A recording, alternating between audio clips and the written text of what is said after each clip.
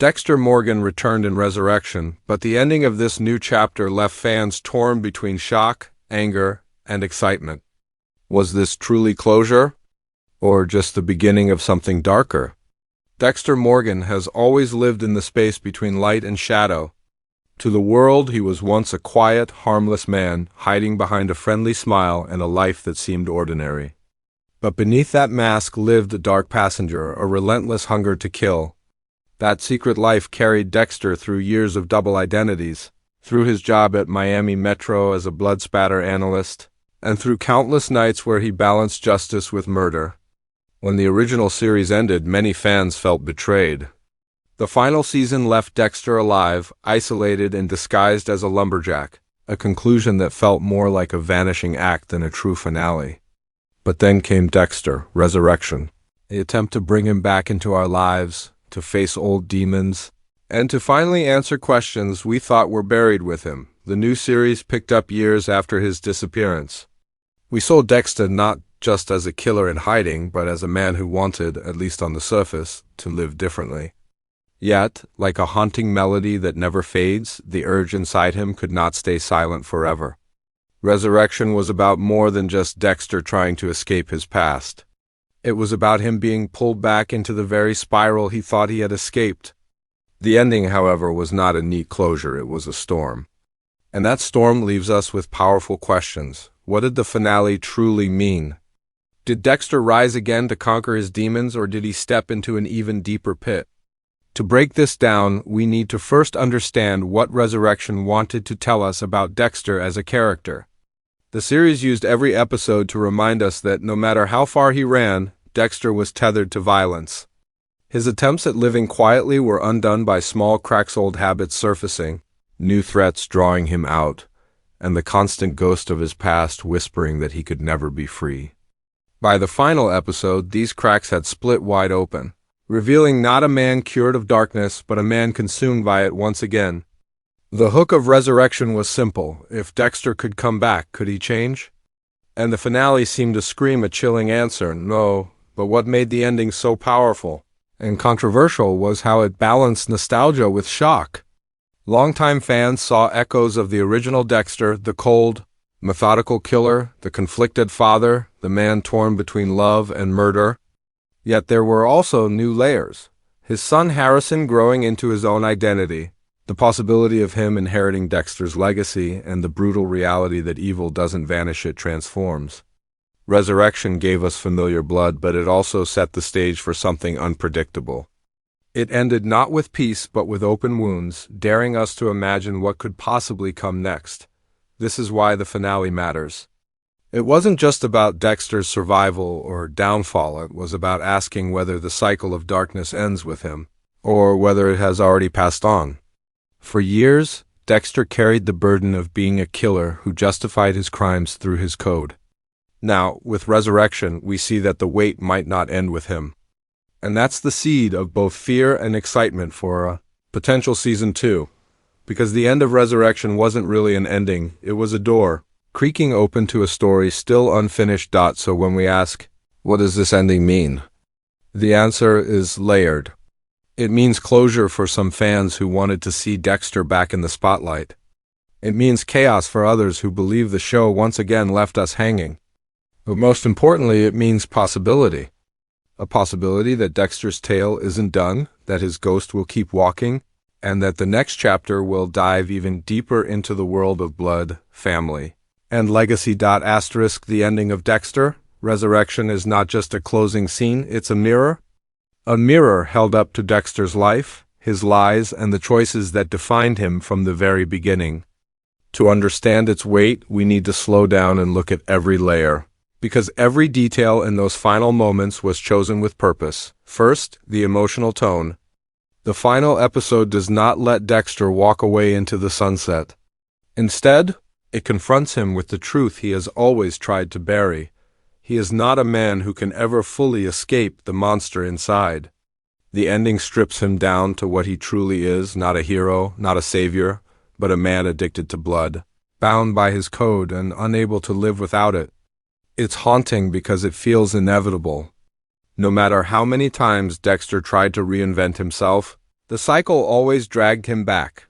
One of the most striking aspects of the finale is the confrontation with Harrison. This wasn't just father and son, it was the battle of legacy.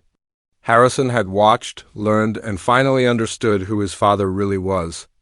The ending framed Harrison not as an innocent bystander, but as someone standing on the edge of the same darkness. And when Dexter looked at his son, you could see the weight of realization.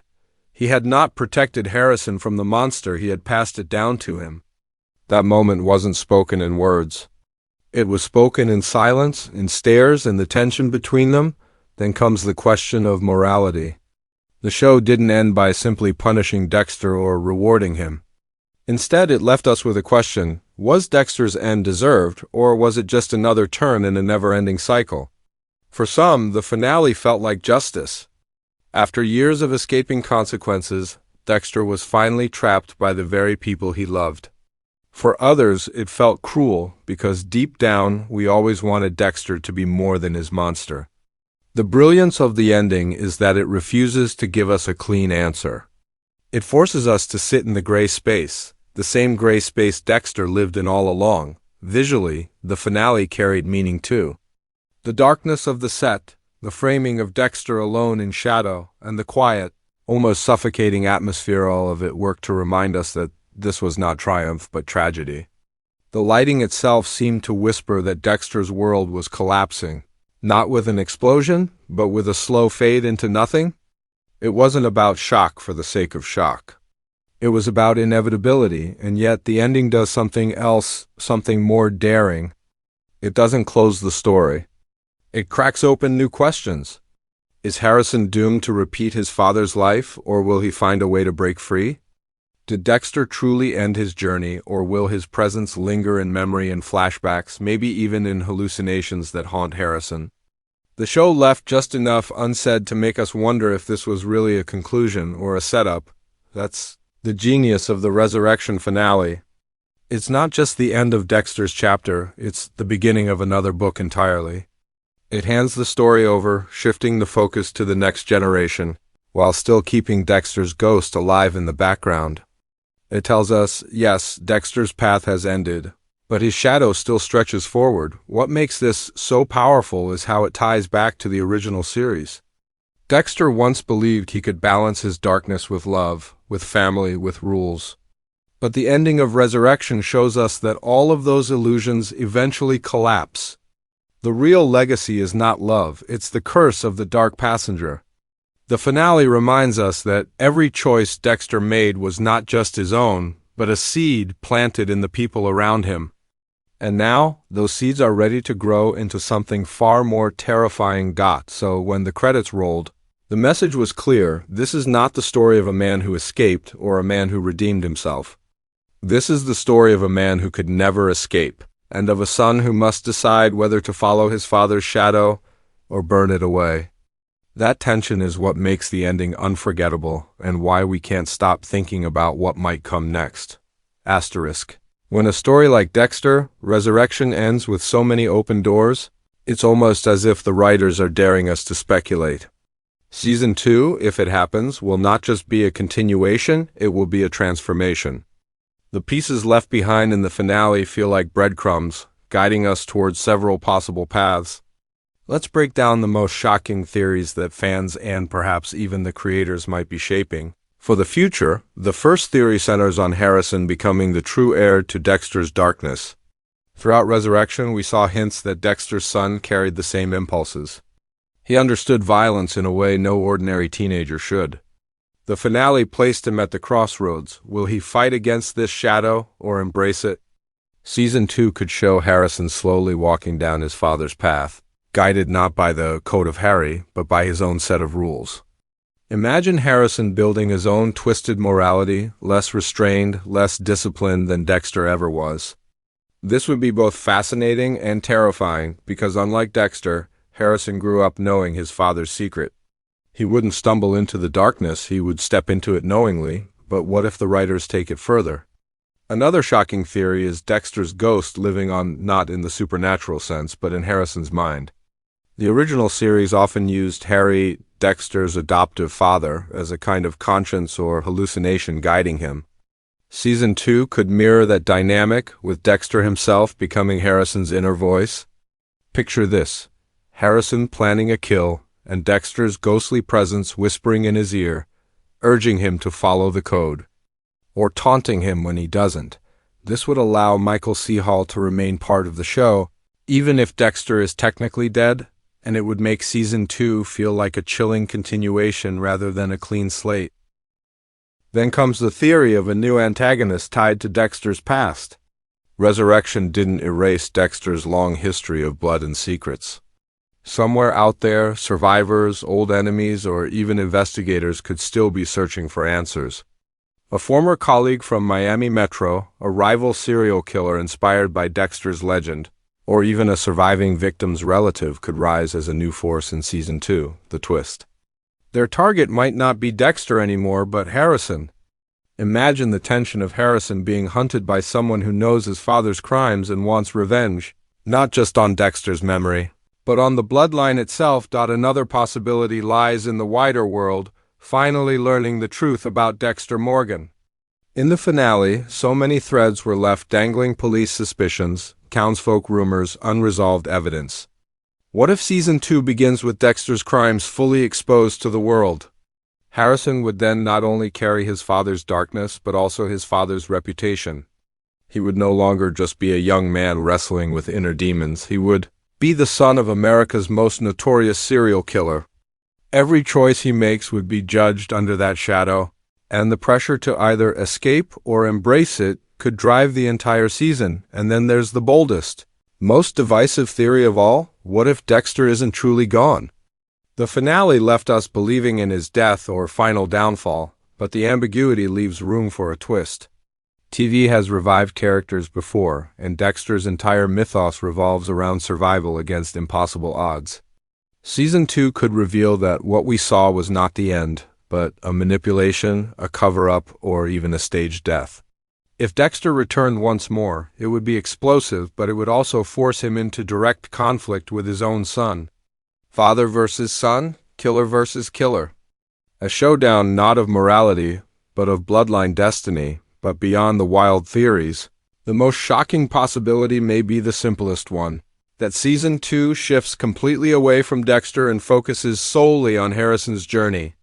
A reinvention of the franchise. It would be a risk, but also a fresh way to keep the story alive without repeating the same patterns. Imagine Harrison carving his way through a new city, new enemies, and new moral dilemmas, while always haunted by the echo of his father's voice. What ties all these theories together is one chilling idea: the cycle of violence doesn't end, it evolves.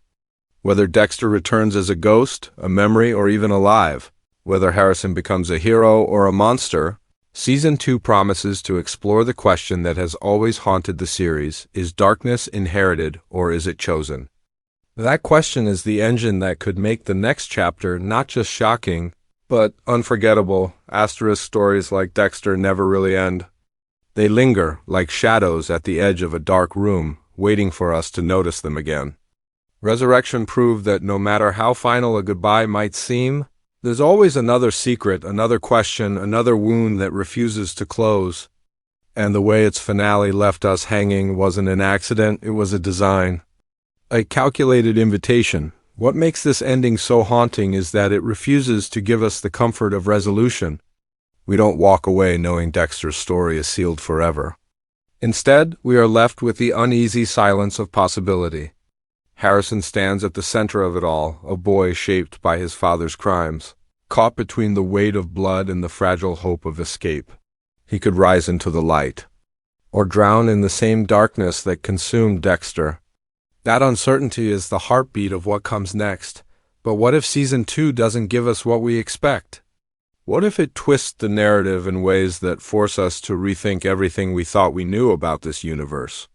That is the brilliance of this franchise. It thrives on discomfort, on subverting our sense of safety, on reminding us that the line between justice and murder is never clean.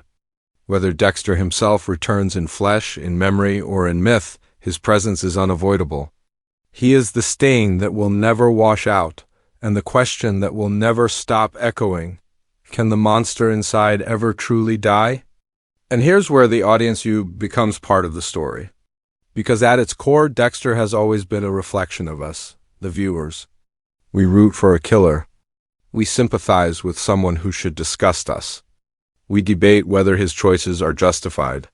And we lean forward in our seats when his world starts to collapse, not because we want him to fail, but because we want to see if redemption is possible for someone so broken. That's the spell Dexter casts.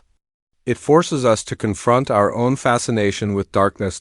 So as we look ahead to the possibility of Season 2, it's not just about what the writers will do, it's about what we want them to do.